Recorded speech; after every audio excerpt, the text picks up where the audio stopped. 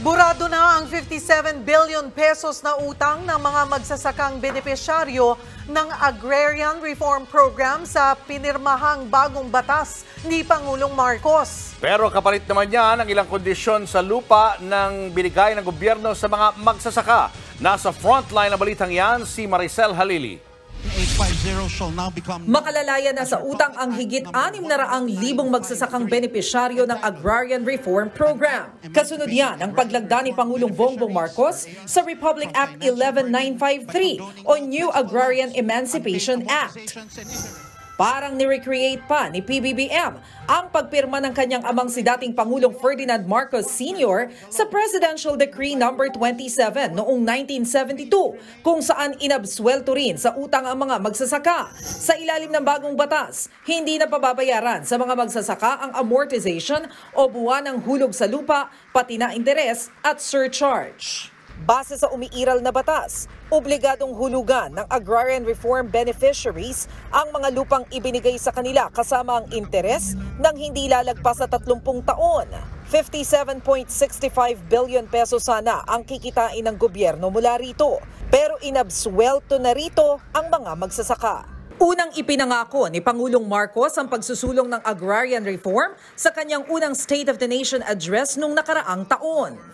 Ang katotohanan talaga, pwede natin ang tawagin na dormant receivable ito.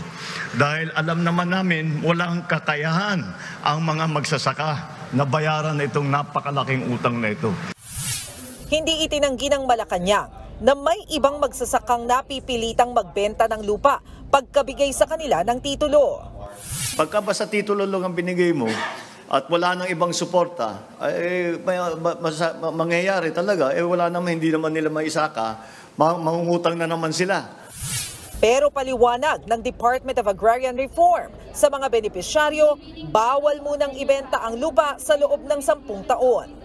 Pag nalaman po ng Agrarian Reform na kanilang ibinenta ang lupa nila na hindi pa lumalampas ang 10 taon, babawiin po ng pamahalaan at ibibigay natin sa ibang beneficiary.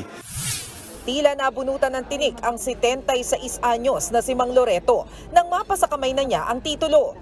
Kwento niya, 10 years old siya nang ibigay at ipautang sa kanila ang lupang pinagtataniman nila ng tubo. Yun nga lang, hindi nila ito kinayang bayaran at nalubog lang sila sa utang. Napalaking tulong po ito at pala sarili na namin na mag-iinsapit ng lupa. Kaya malaking bagay na sa aming pangkabuhayan.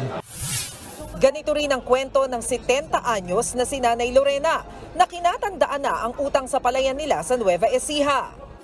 Mahirap ma'am kasi magsasaka kami, wala kaming pundo, inuutang ang ginagastos. Pagtitiyak naman ng Department of Finance, hindi kawalan sa gobyerno ang 57.56 billion pesos na palalagpasing utang ng mga magsasaka. Hindi po kasama ito sa computation. So wala pong impacto sana. And it will benefit, as mentioned by the President, many agrarian reform beneficiaries. Pag nagtapatakbo po kayo ng gobyerno, hindi lang po efficiency yung inyong iniisip, social justice din po kasama dyan. So this will fall under social justice.